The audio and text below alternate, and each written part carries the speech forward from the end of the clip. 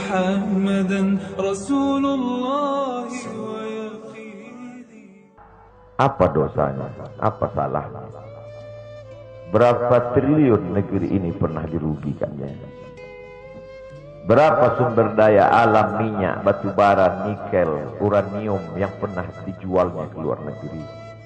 Berapa BUMN perusahaan yang pernah dijualnya aset-aset negara? Ada yang pernah dia jual? Dia hanya mengajak anak muda yang selama ini pencandu narkoba menjadi bertaubat kepada Allah. Dia hanya membangkitkan semangat anak muda yang selama ini berzina menjadi orang-orang yang takut kepada Allah. Dia hanya mengajak mereka yang memakai baju hitam, pakaian hitam, merubah menjadi pakaian putih. Mereka berusaha untuk memutihkan catatan amal baik mereka di hadapan Allah. Dia hanya menyadarkan umatnya supaya sadar bahwa politik itu penting. Angkatlah pemimpin yang adil dan amanah. Dia hanya sedang mengajak umatnya supaya jangan memilih pemimpin kafir. Salahkah perbuatannya? Tidak. Dia tinggal negara demokrasi. Dalam dunia demokrasi, siapapun berhak untuk mengajak menyuarakan kebenaran. Dia tidak melawan sultan, dia tidak melawan ulil amri, dia tidak melawan siapapun. Dia hanya melawan ketidakadilan. Hari ini saya berangkat setelah sholat subuh menuju airport, naik pesawat. Saya mesti turun naik sepeda motor. Setelah naik sepeda motor pun juga tidak bergerak, jalan kaki. Akhirnya sampai kemari. Dalam hati saya berkata, celaka betul orang yang mengatakan kemarin katanya tidak ada akan menyambutnya. Sudah 3 hari, saya pikir 3 hari tidak ada orang lagi. Saya akan datang bisa duduk berdua dengan beliau. Saya tidak datang mau ceramah, saya tidak datang mau tausiah, saya tidak datang mau tablik akbar.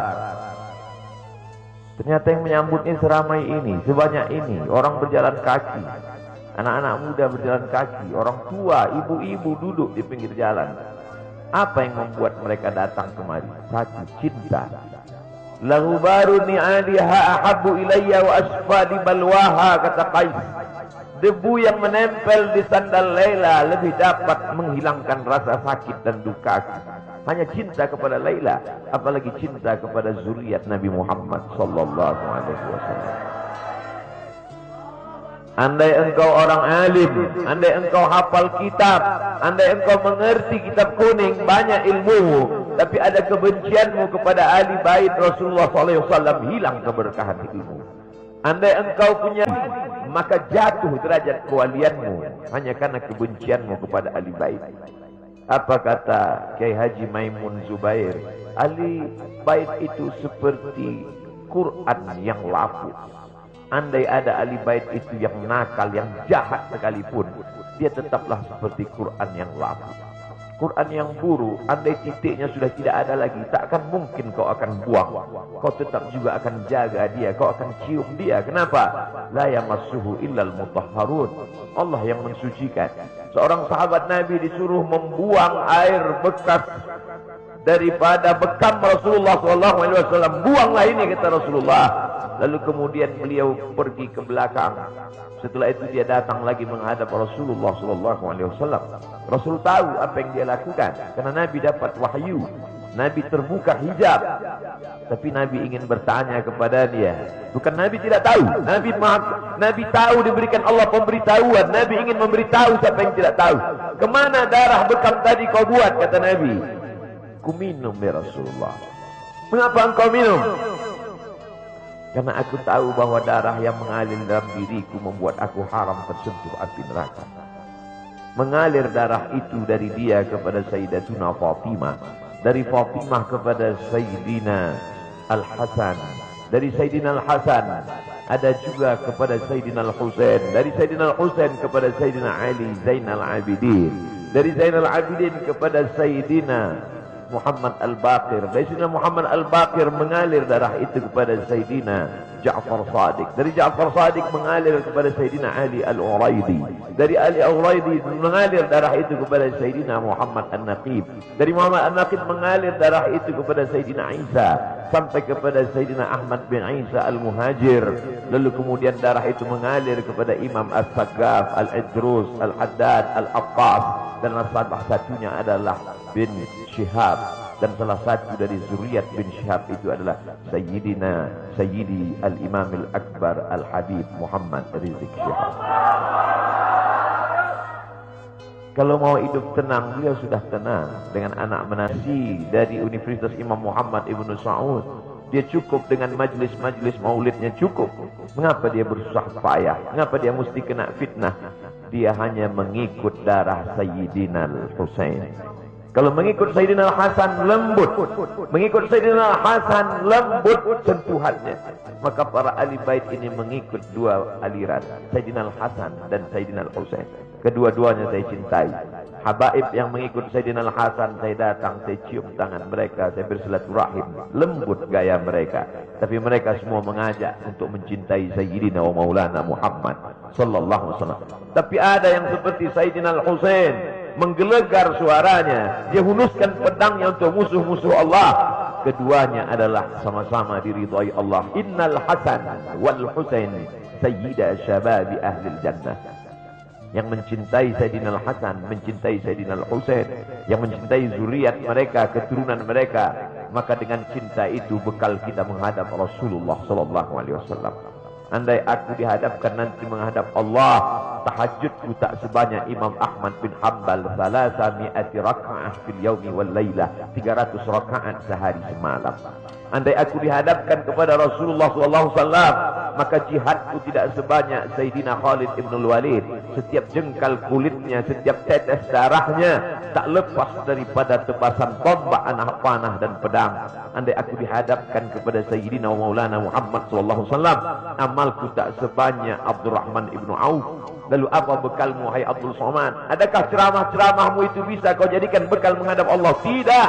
Sebagiannya sudah diambil oleh tatapan mataku melihat berapa subscriber, follower, dan viewer. Abdul Somad mungkin habis amalnya sudah ria. Satu-satunya yang akan kujadikan bekal menghadap Rasulullah hanyalah aku pernah mencintai keturunanmu. Aku pernah mencintai zuriatmu.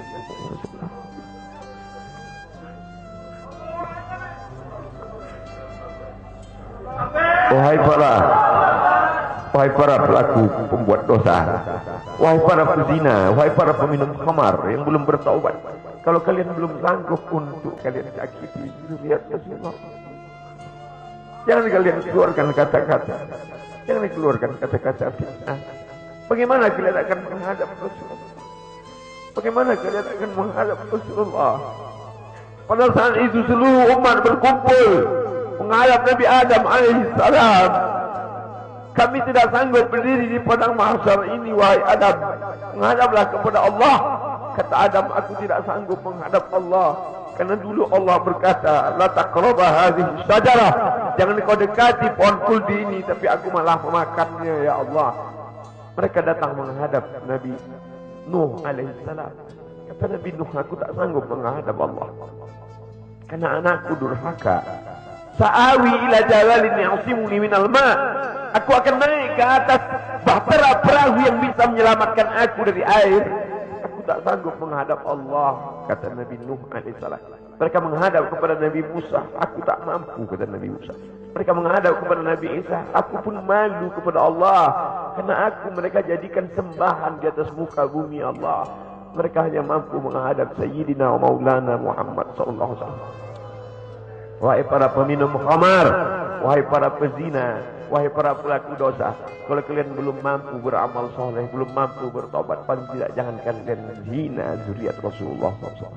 Bagaimana kalian akan menghadap Rasulullah? Pada saat itu tak ada syafaat. Man dzalladzi yashfa'u 'indahu illa bi'iznih. Tak ada satu pun yang bisa memberikan syafaat kecuali Sayyidina wa Maulana Muhammad sallallahu alaihi wasallam. Wahai para pemimpin, yang hari ini kau dititipkan amanah kekuasaan. Beberapa hari ini kau lihat apa yang dilakukan orang pada Donald Trump.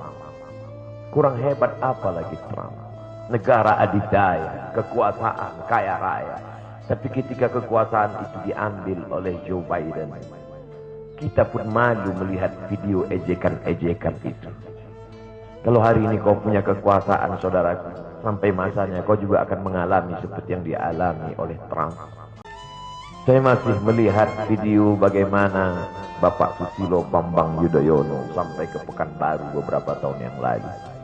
Di depan balihonya disobek. Beliau jenderal, ganteng, punya partai. Tapi setelah kekuasaan itu tak ada di tangannya, difitnah, dibuli, balihonya disobek. Bagaimana agaknya ketika tiga hal itu tak ada pada diri kita. Tidak jenderal, tidak ganteng, dan tak pula punya partai. Fa'tabiru ya ulil absar. Menangkap ikan di Bukit Selasih. Demikian, terima kasih.